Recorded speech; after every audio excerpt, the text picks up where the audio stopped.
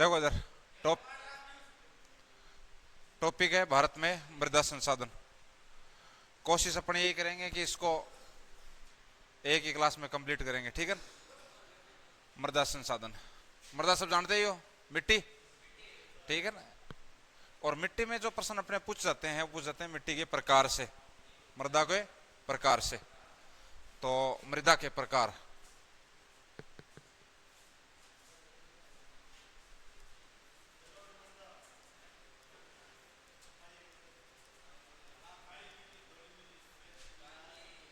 बातें बातें नहीं, मृदा के प्रकार। और अपना 8 प्रकार पढ़ेंगे यहां पर।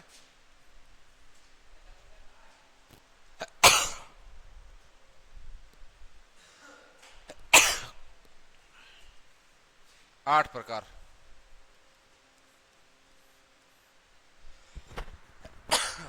इनमें सबसे पहले है, सबसे इंपॉर्टेंट, जलोढ़ मृदा। जलोढ़ मृदा, जलोढ़ मृदा। एक बार सामने देख लो, जलोढ़ मृदा। अब जैसे नाम से दिख रहा है जल प्लस ओड, मतलब ये जो मृदा होती है ये नदियों द्वारा बहा कर लाई गई, नदियों द्वारा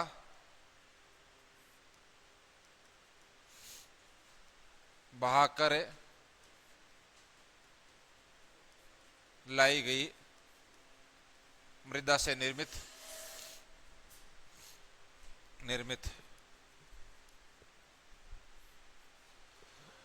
जब नदी बह के आती है और अपने साथ मिट्टी लेके आती है और उसको वो जमाव कर देती है, तो वो मिट्टी, वो मृदा कहलाती है जलोढ़ मृदा। एक जलोढ़ मृदा में बात याद ये रखनी है कि सर्वाधिक उपजाऊ मृदा है ये, सर्वाधिक उपजाऊ मृदा। और इस मृदा के कुछ नाम है, उपनाम, उपनाम। इसे कहते हैं दोमट मृदा, हाँ। और इसे कहा जाता है कछारी मृदा। क्या कहा जाता है? कछारी मृदा। ये दोनों इसके नाम है, ये दोमट मृदा, कछारी मृदा और जलोढ़ मृदा, ये तीनों एक ही हैं ये।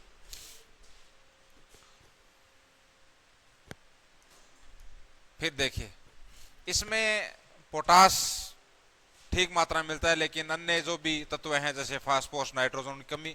लेकिन इस टाइप के प्रश्न आपके आते नहीं आर्मी में, इसलिए वो पोर्शन छोड़ दो आप साइड में एक बार। फिर बात है कि इस मृदा का विस्तार कहाँ मिलेगा आपको, मतलब ये मृदा कहाँ मिलेगी, इस मृदा का विस्तार। तो देखो एक चीज देखो आप, मैंने अभी यहाँ पे क्या कहा है कि नदियों द्वारा बहाकर लाई गई, और नदियों द्वारा निर्मित अपने मैदान कौन सा है? उत्तर का विशाल मैदान। जब हम भारत के भौतिक प्रदेश पढ़ते हैं ना, भौतिक प्रदेश पढ़ते हैं, और इन भारत के भौतिक प्रदेशों के अंदर है, जब हम उत्तर का विशाल मैदान पढ़ते हैं, पढ़ा है पीछे उत्तर का विशाल मैदान। और ये उत्तर का विशाल मैदान है, उस टाइम मैंने आपको बताया था कि इस मैदान का निर्माण किससे हुआ है? नदियों से। किससे? नदियों से। और नदियां कौन सी है यहाँ पे? गंगा, सिंधु और ब्रह्मपुत्र। ब्रह्मपुत्र, ब्रह्मपुत्र, ये जो नदियां हैं और इसकी सहायक नदियां, ये मिलकर इसे मैदान का निर्माण करती है। इसलिए जहां जहां, या तो ऐसे कह दो कि इन नदी तंत्रों का विस्तार है, या फिर आप ये कह दो कि जहां उत्तर का विशाल मैदान है, वहां मुख्य रूप से जिस मृदा का विस्तार है वो कौन सी है? जलोढ़ मृदा। तो यानी इसका विस्तार पंजाब से लेकर असम तक, असम तक, या फिर आप कहो, या फिर आप ये कह सकते हो उत्तर का विशाल मैदान, उत्तर का विशाल मैदान, जहां गंगा, ब्रह्मपुत्र, सिंधु हाँ, अर्थात नदियों का प्रवाह क्षेत्र है, प्रवाह क्षेत्र है। यहां मिलती है आपको जलोढ़ मृदा। क्लियर? वापिस देखिए, जलोढ़ मृदा का निर्माण कौन करेगी? नदियां। नदियां अपने साथ मिट्टी को बहाकर लाएगी, उस मिट्टी को जमाव कर देगी, वो मृदा कहलाएगी जलोढ़ मृदा। और उत्तर का जो विशाल मैदान है, यहां इस मैदान को गंगा सिंधु ब्रह्मपुत्र का मैदान भी हम कहते हैं। वो इसलिए कहते हैं कि इस मैदान का निर्माण जिन नदियों ने किया है, जिनकी बड़ी भूमिका है, वो ये 3 नदियां और इसकी सहायक नदियां हैं। इसलिए हम उत्तर के विशाल मैदान को क्या कहते हैं? गंगा सिंधु और ब्रह्मपुत्र का मैदान कहते हैं। तो इन नदियों ने इसका निर्माण किया। तो ये नदियां जहां जहां बह रही हैं, वहां वहां जलोढ़ मृदा का विस्तार है। फिर उसके बाद देखिए, जलोढ़ मृदा के 2 प्रकार हैं। जलोढ़ मृदा के 2 प्रकार।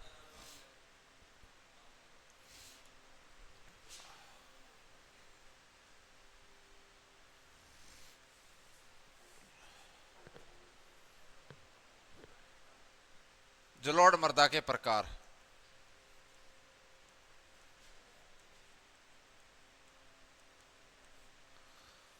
और इसमें पहला प्रकार है बांगर, और ये मैंने पढ़ा दिया। अब देखो वही शब्द आ गया ना, बांगर। तो बांगर का है?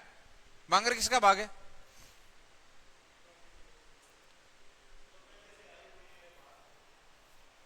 नहीं नहीं, भारत के भौतिक प्रदेश पढ़ते हैं ना अपन। भारत के भौतिक, ये एडजस्ट बंद कर दे यार, इसकी आवाज ज्यादा यार। हमने भारत के भौतिक प्रदेश पढ़े थे।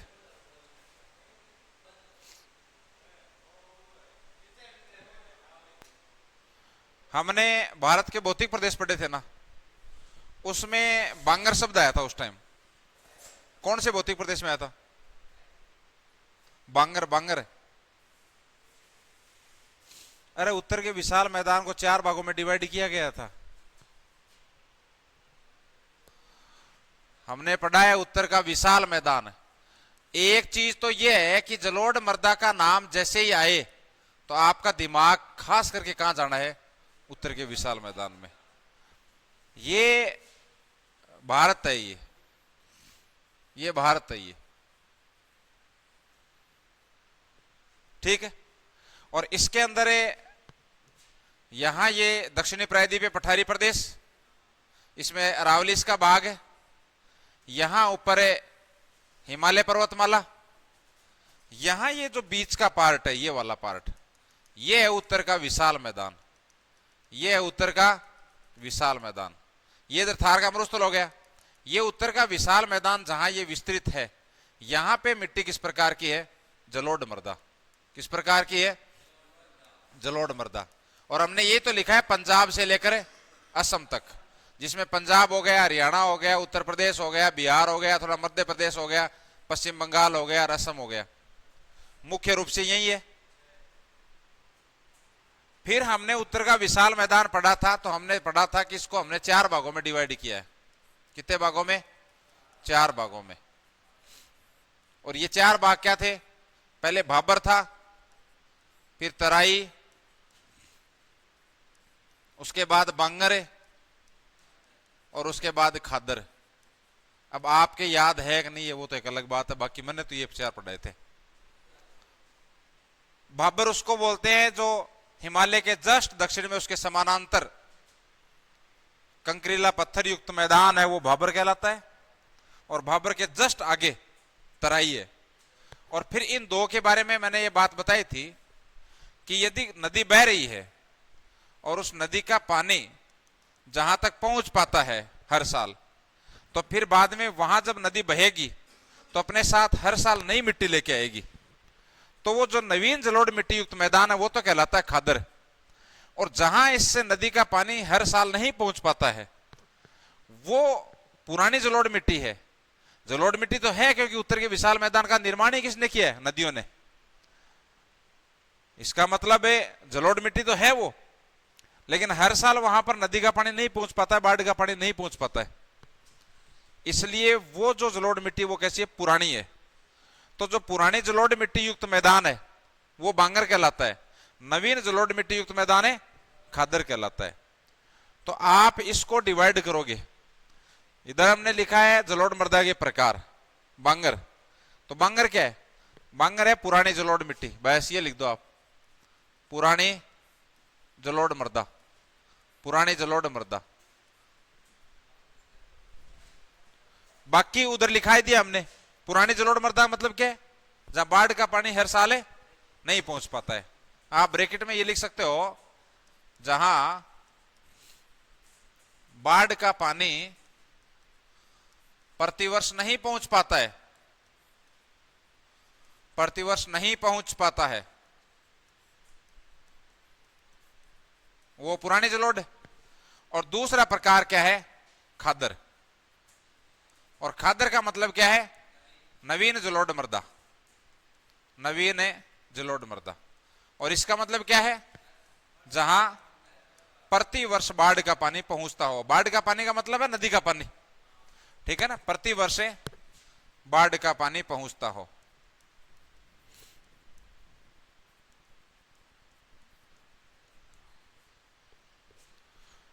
तो लिखो इसके अंदर, फटाफट लिख लो।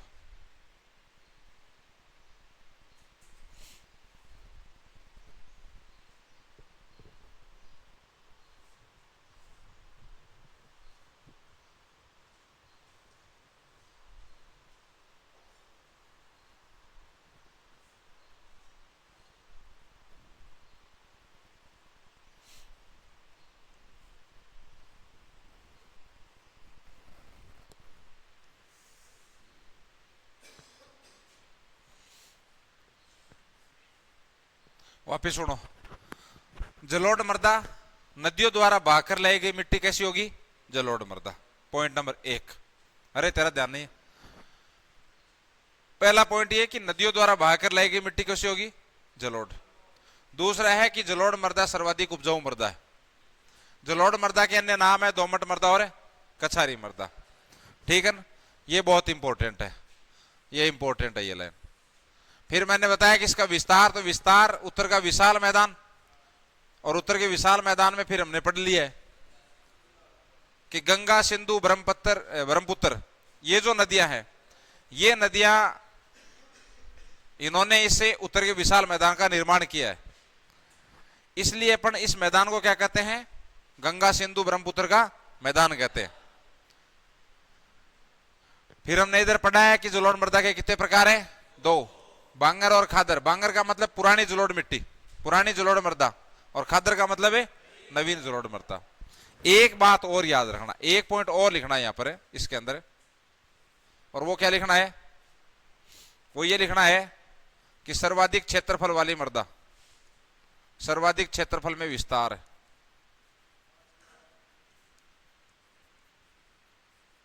विस्तृत मृदा मतलब है भारत के अंदर सबसे ज्यादा यदि कोई मृदा फैली हुई है तो वो है जलोढ़ मृदा। और पूरे भारत के क्षेत्रफल को यदि 100% मान लें तो 43% हिस्सा इसका ही है। अब देख लो, 8 मृदा में 43% हिस्सा केवल इसका है। किसका? जलोढ़ मृदा का। तो सबसे अधिक उपजाऊ और सबसे ज्यादा विस्तार किस मृदा का है? जलोढ़ मृदा का। जलोढ़ मृदा के कितने प्रकार है? 2, बांगर और खादर। बांगर का मतलब है पुरानी जलोढ़ मृदा, खादर का मतलब है नवीन जलोढ़ मृदा। क्लियर? और इस मृदा का विस्तार कहां मिलेगा? उत्तर के विशाल मैदान में। उत्तर के विशाल मैदान का निर्माण कौन सी नदियों ने किया है? गंगा, सिंधु और ब्रह्मपुत्र। क्लियर?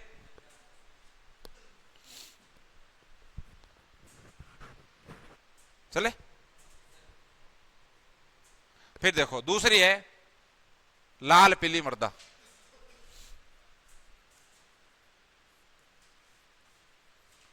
लाल पीली मृदा, और इस मृदा का जो रंग लाल पीला है उसका कारण है, यार ये मक्खियां, कल तो वो बाद में लास्ट में बनाने नहीं दिया उसने वीडियो, इतनी मक्खियां हो गई। आप थे वो तो आपके पास आ गई थी पहले तो थोड़ी बहुत, फिर मैं अकेला ही था इधर, सारी इधर आ गई वो।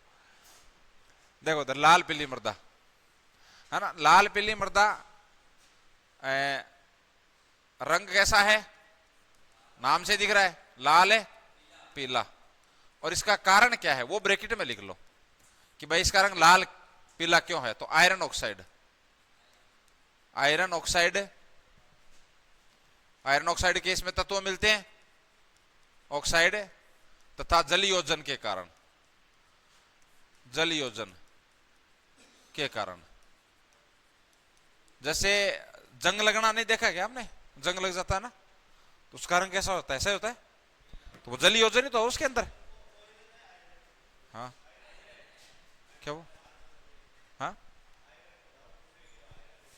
आयरन ऑक्साइड, तो वो होता नहीं कि उसको आप कभी गिल्ले में या नमी में छोड़ दो आप लोहे को कई टाइम तक, तो फिर उसमें क्या हो जाता है, उस जल योजन के कारण है वो जंग लग जाता है, ठीक है ना। तो वही है, तो उसका रंग लाल पीला इस कारण है, तो आयरन ऑक्साइड और जल योजन के कारण, ठीक है ना, लाल पीली। इसका जो विस्तार मिलेगा आपको, इसका जो विस्तार मिलेगा ये मिलेगा इधर छत्तीसगढ़, ओडिशा, इस साइड मिलेगा, और थोड़ा बहुत आपको पश्चिमी घाट पर मिलेगा। पश्चिमी घाट तो मैंने पढ़ा ही है, पश्चिमी घाट पर इधर मिलेगा इसका विस्तार है लाल पीली मृदा का। तो रंग है लाल पीला, और उसका रंग का कारण ये इंपॉर्टेंट है, आयरन ऑक्साइड और जल योजन के कारण। उसके बाद एक मृदा आती है जिसका नाम है, उसके बाद एक मृदा है और उसका कारण है लेटेराइट मृदा, लेटेराइट मृदा, लेटेराइट मृदा।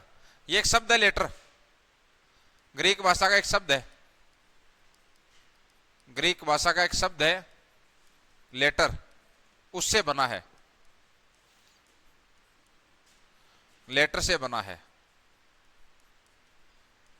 जिसका अर्थ है ईंट, जिसका अर्थ है ईंट।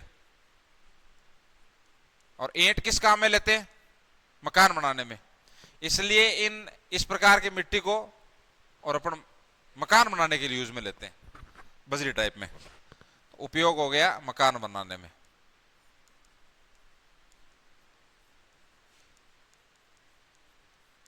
और इसका जो रंग है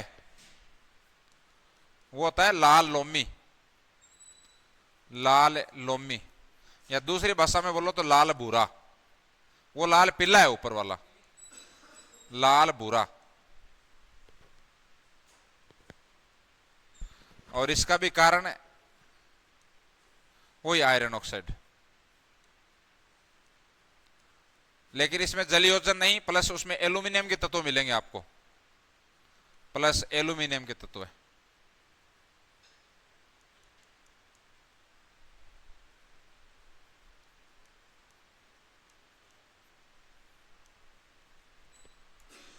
तत्व के कारण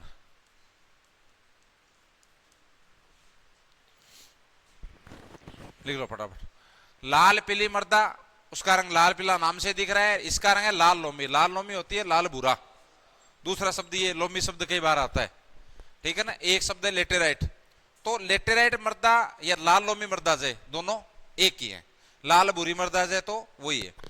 इसका रंग देखो लाल तो है, तो आयरन ऑक्साइड तो है इसके अंदर, इसका रंग पीला जलयोजन के कारण, और इसमें एल्यूमिनियम के कुछ तत्व मिलते हैं, इसके कारण इसका रंग कैसा होता है, भूरा हो जाता है, ठीक है ना।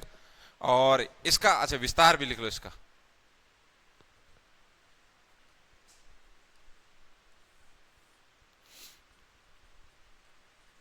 इसका विस्तार मिलेगा आपको इधर दक्कन के पठार में, जैसे कर्नाटक, वैसे लिख लो सीधा ही,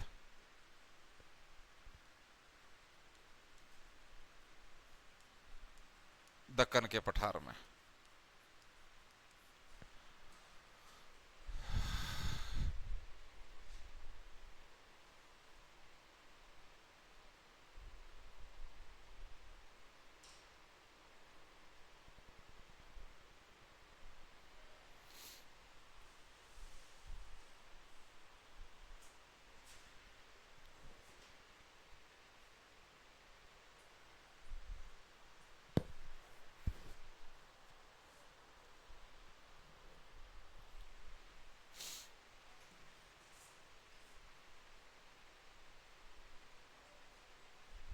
ले फिर देखो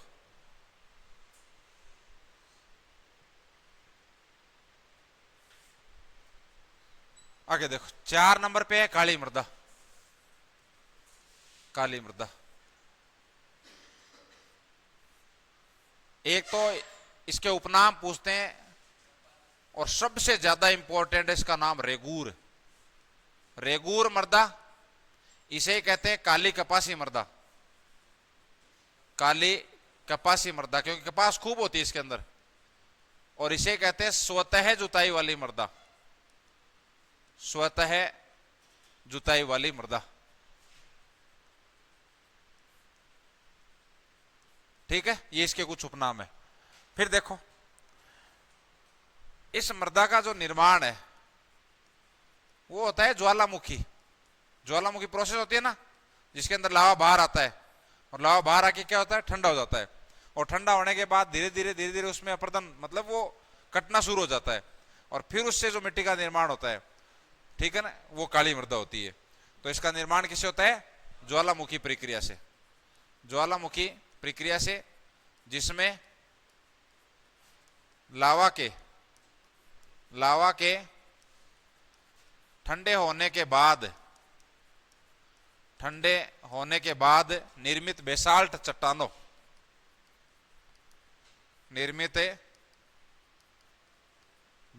चट्टानों के अपक्षय तथा अपर्दन से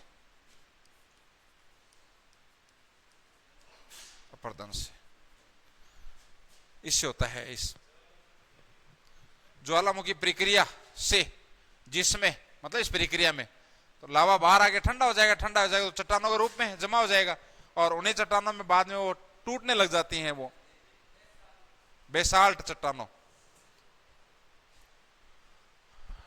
फिर बाद में एक शब्द है देखो, स्वतः जुताई वाली मृदा। देखो रेगुर मृदा एक नाम और है इसका। काली कपासी इसलिए कहते हैं क्योंकि कपास इसके अंदर खूब होती है। ये बहुत इंपॉर्टेंट है, ये रेगुर शब्द है ना, ये गांठ बांध लेना, ये क्वेश्चन सबसे ज्यादा आता है ये। तो उसके बाद देखो शब्द क्या है, स्वतः जुताई वाली मृदा। स्वतः जुताई वाली मृदा, इसका मतलब क्या है? इसका मतलब ये है कि एक चीज ये ध्यान रखना कि यहां लिख देता हूं मैं, सर्वाधिक नमी धारण करने की क्षमता। सर्वाधिक नमी धारण करने की क्षमता। देखो इसमें होता क्या है, ये जो एक बार आप समझ लिया और फिर लास्ट बाद में लिख रहे हो। मैं पढ़ा भी रहा हूं और आप लिख रहे हो, समझ में आएगा ना आपके, है ना। 10 मिनट और लग जाएंगे इतना, तो इससे तो कुछ होने वाला है नहीं। देखो इसके अंदर क्या है कि सर्वाधिक नमी धारण करने की क्षमता। काली मिट्टी होती है ना, उसके कण होते हैं ना, वो एकदम महीन होते हैं और उसके कारण क्या होता है कि वो नमी को ज्यादा, क्योंकि जैसे बालू रेत है, बालू रेत के अंदर बारिश होती है और आपने देखा होगा कि वो फिर रिस के नीचे चला आता, वो है ना, रिस के वो पानी नीचे चला आता क्योंकि उसके कणों के बीच गैप ज्यादा है। भाई कभी आपने नहीं देखा होगा कि पानी भर गया हो आपके बालू टीले के ऊपर, नहीं देखा ना, कितनी बारिश हो जाओ से भाई कमी है ना, और फिर भी या 1 घंटे 2 घंटे उसके बाद वो पानी सारा रिस के नीचे चला जाएगा। वो उसका कारण क्या है? उसका कारण ये है कि बालू मिट्टी है ना, वो नमी को धारण नहीं करती या नमी को धारण करने की क्षमता उसमें कम होती है। लेकिन काली मिट्टी देखना, कभी आप आपके खेत में यदि काली मिट्टी है तो देखना कि आप जैसे हाथ में लोगे एकदम गाद सा बन जाएगा, कांप सा बन जाएगा वो, है काली मिट्टी होती है ना, है काला कलर होता है ना, काला मिट्टी का। नहीं ऐसे तो होती है, कपास होने का मतलब ये नहीं है। अरे सुन मेरे बात, उत्पादन ज्यादा होता है, होने को तो अपने सब कुछ होता है यहाँ पर, लेकिन एक तो 1 बीघा में 10 ही क्विंटल और एक बीघा में 1 ही क्विंटल हो, तो वो फिर होना थोड़ी है, वो तो संघर्ष करना है ना, है। तो इसमें होता क्या है कि ये नमी को धारण कर लेगी। अब उस मिट्टी में खूब नमी है और जैसे ही ऊपर से तेज धूप पड़ेगी ना, तो तेज धूप पड़ेगी तो ये मिट्टी से फट जाएगी, काली मिट्टी, उसमें दरार पड़ जाएंगी वो। और फिर बाद में उसमें नमी तो है ही, उसमें फिर लोग क्या करते हैं, कपास बो देते हैं, और फिर बाद में वहां सिंचाई करने की आवश्यकता नहीं है, उसके बाद भी कपास हो जाती है। अपने कपास की खेती करते हैं अपन, तो उसमें सिंचाई करते हैं अपन, है ना, ट्यूबवेल से पानी देते हैं। लेकिन यहां इस मिट्टी के अंदर नमी उतनी होती है कि उसमें सिंचाई करने की आवश्यकता नहीं है, इसलिए इसको क्या बोलते हैं, कपासी मृदा बोलते हैं। समझ गए? तो ये ध्यान रखना। ये तो ध्यान रखना। अच्छा, निकाल दिया गया इन्होंने तो, अरे यार ये खतरनाक है। हाँ, तो सवते जुताई वाली मृदा, समझ गए मेरी बात, है ना। ये इनके उपनाम याद रख लेना ढंग से। अब इसके बात करते हैं किसकी, विस्तार की। किसका विस्तार, कहां का? इसका विस्तार गुजरात से नीचे जाओगे ना, गुजरात, महाराष्ट्र, कर्नाटक, है ना, इस बेल्ट में, और कुछ है मध्य प्रदेश का जो दक्षिणी भाग है, वहां पर भी काली मिट्टी मिलेगी आपको। आप कह सकते हो दक्षिणी मध्य प्रदेश, दक्षिणी मध्य प्रदेश। तो ये आपकी काली मृदा है। ये मृदा में मेरे हिसाब से तो या तो जलोढ़ मृदा इंपॉर्टेंट है या काली मृदा इंपॉर्टेंट है। और army level, SSC GD level में सबसे ज्यादा प्रश्न आता है काली मिट्टी से। काली मिट्टी उपनाम याद कर लेना, रेगूर, काली कपासी, सौते जुताई वाली। बोलो वापिस, रेगूर, काली कपासी और सौते जुताई वाली। सर्वाधिक नमी धारण करने की क्षमता किसमें? काली मिट्टी में। क्लियर? इसका निर्माण किससे हुआ? ज्वालामुखी प्रोसेस से, ज्वालामुखी प्रक्रिया से इसका निर्माण हुआ। ठीक है ना। और बाकी ये इसका विस्तार है, गुजरात के नीचे ही साइड जाओगे आप, गुजरात, महाराष्ट्र, कर्नाटक और मध्य प्रदेश का नीचे वाला बेल्ट, वहां पर। तो ये लावा निर्मित मिट्टी है। ये भी पूछ लेना आपको कि लावा निर्मित मिट्टी कौन सी है, तो वो यही है, लावा निर्मित मिट्टी।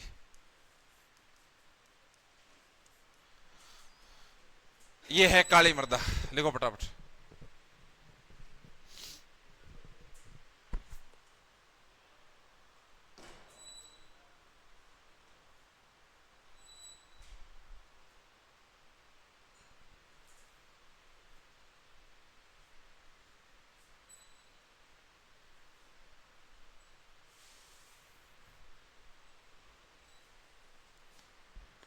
लिख ले। फिर देखो, उसके बाद 5 नंबर पे एक मृदा है जिसका नाम है पीट मृदा, और इसी का दूसरा नाम है दलदलीय मृदा। दलदलीय मृदा, पीट मृदा या दलदलीय मृदा। देखो ये मृदा कहां मिलती है, ये नाम से दिख रहा दलदल, ये मिलेगी आपको डेल्टा क्षेत्र में। जैसे मैंने पीछे आपको बताया कि ये मान लीजिए कि गंगा नदी है, ये गंगा नदी ऐसे बह के जा रही है नदी, और ये नदी जब बह के जाएगी आगे, जब ये समुद्र में गिरेगी यहाँ पे, तो इसकी विशेषता ये कि इसके साथ जो मिट्टी लेके आई उसका जमाव यहाँ पे कर देगी, और फिर बाद में यहाँ टीला सा बन जाएगा, तो ये मृदा ऐसे बहने लग जाएगी, है ना। तो यहाँ जिसका निर्माण होता है उसको क्या बोलते हैं? डेल्टा। तो यानी इससे मृदा का निर्माण होता है डेल्टा क्षेत्रों में, यानी इस मृदा का निर्माण कहाँ होगा? डेल्टा क्षेत्रों में मृदा का निर्माण है। और इसलिए क्या है, ये दलदली है, इसलिए इसको क्या बोलते हैं? दलदलीय मृदा। तो मृदा का निर्माण है डेल्टा क्षेत्रों में, डेल्टा क्षेत्रों में। अब बताओ डेल्टा क्षेत्रों, तो डेल्टा का निर्माण कहां कहां होता है? हैं? डेल्टा का निर्माण कहां कहां होता है? अरे भाई, गंगा ब्रह्मपुत्र का डेल्टा, विश्व का सबसे बड़ा डेल्टा कौन सा है? सुंदरबन डेल्टा को दूसरा नाम क्या है? गंगा ब्रह्मपुत्र नदी का डेल्टा। ठीक है। इसके अलावा नीचे और जो नदियां बहती हैं, महानदी, गोदावरी, कृष्णा, उनके डेल्टा, महानदी, गोदावरी, कृष्णा, कावेरी आदि नदियों के डेल्टा क्षेत्र में, आदि नदियों के डेल्टा क्षेत्र में।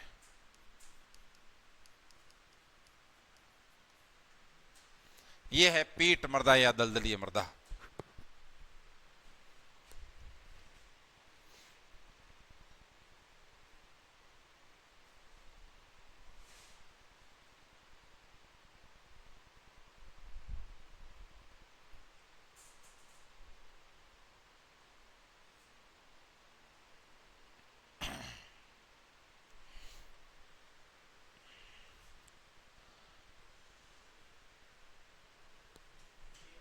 लिख लिया।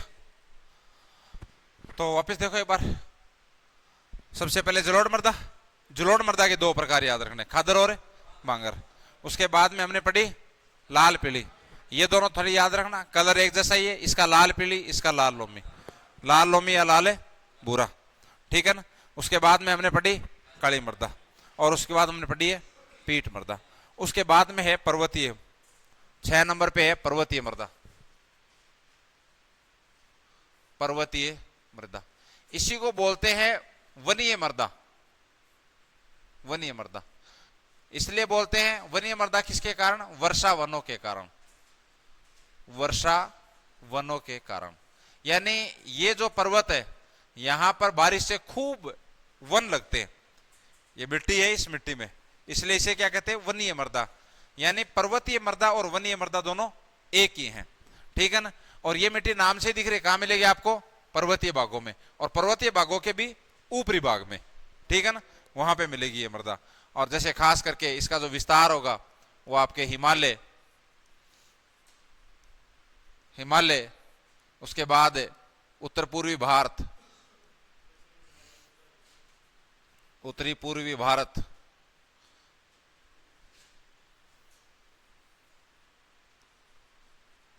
पश्चिमी घाट, यहां इसका विस्तार होगा खास करके। उसके बाद एक मृदा है जिसका नाम है लवणीय मृदा। लवणीय मृदा, इसी को बोलेंगे कछारी मृदा, सॉरी क्षारीय मृदा।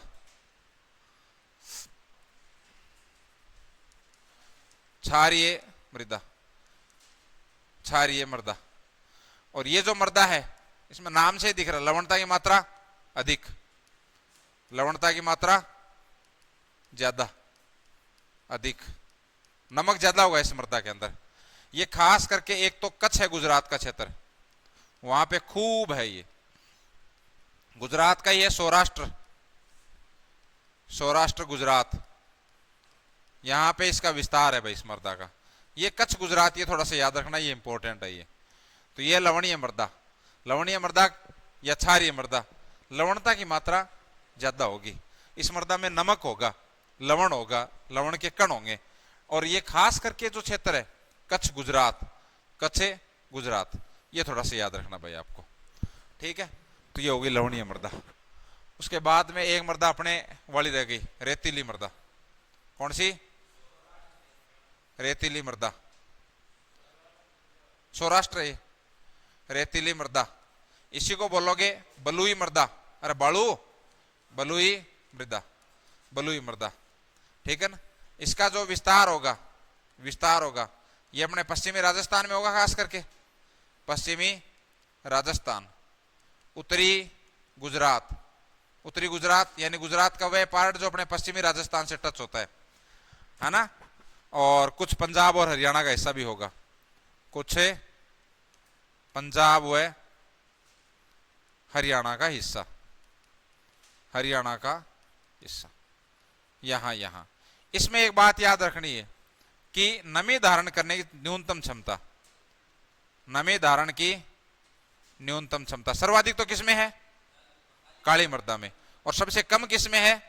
रेतीली में, बालू मिट्टी में। कारण इसके मिट्टी के कण मोटे होते हैं, जबकि काली के महीन होते हैं, ठीक है ना। इसलिए मोटे हैं तो बीच में गैप है, गैप है तो पानी रिस के नीचे चला जाएगा, ठीक है ना। इसलिए सबसे कम नमी धारण करने की क्षमता किस मिट्टी में है? तो वो रेतीली मृदा में है, और सर्वाधिक है काली मृदा में। लवणीय मृदा, लवणता की मात्रा ज्यादा, नमक की मात्रा ज्यादा होगी, खास करके कच्छ गुजरात याद रख लेना। हाँ, पश्चिमी राजस्थान, उत्तरी गुजरात, पंजाब और हरियाणा का कुछ हिस्सा, यहां पर यह मृदा मिलेगी।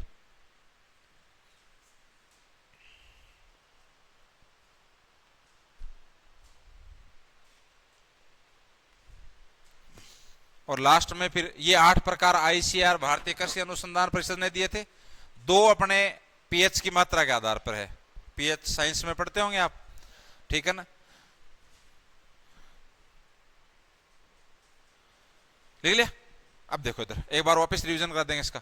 देखो इधर, ये जो वर्गीकरण था ये तो आईसीआर का था, 8 प्रकार। नॉर्मली प्रश्न अपने यहीं से आता है। ए के पीएच की मात्रा के आधार पर है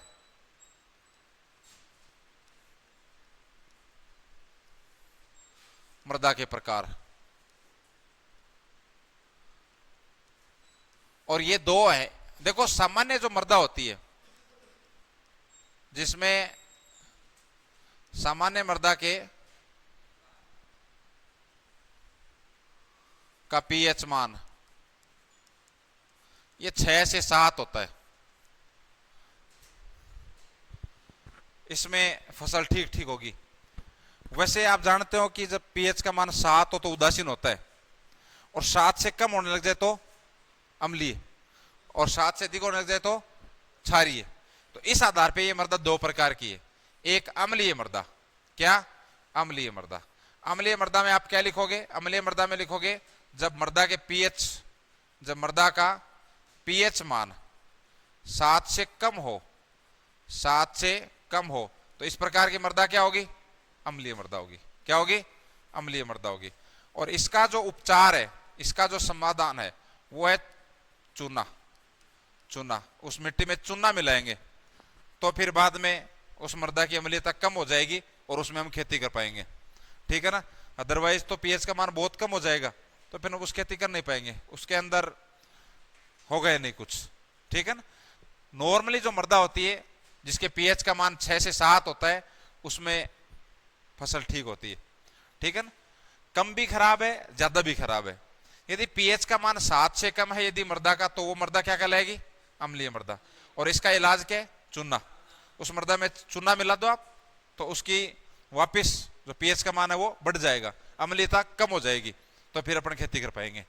एक है क्षारीय मृदा। क्या? क्षारीय मृदा। क्षारीय मृदा, इसमें क्या होगा? मृदा के पीएच का मान बढ़ जाएगा जब मृदा के पीएच, जब मृदा का पीएच मान है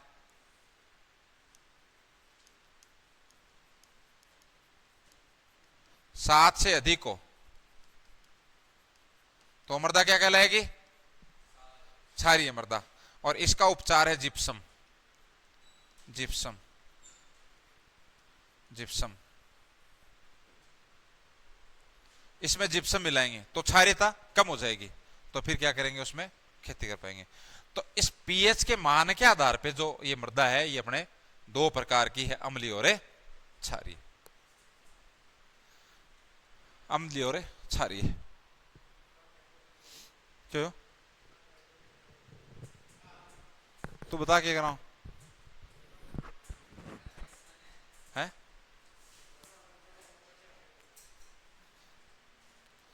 टॉपिक तो वो सिलेबस दिखाओ मेरे को, याद ही भूल गए तो।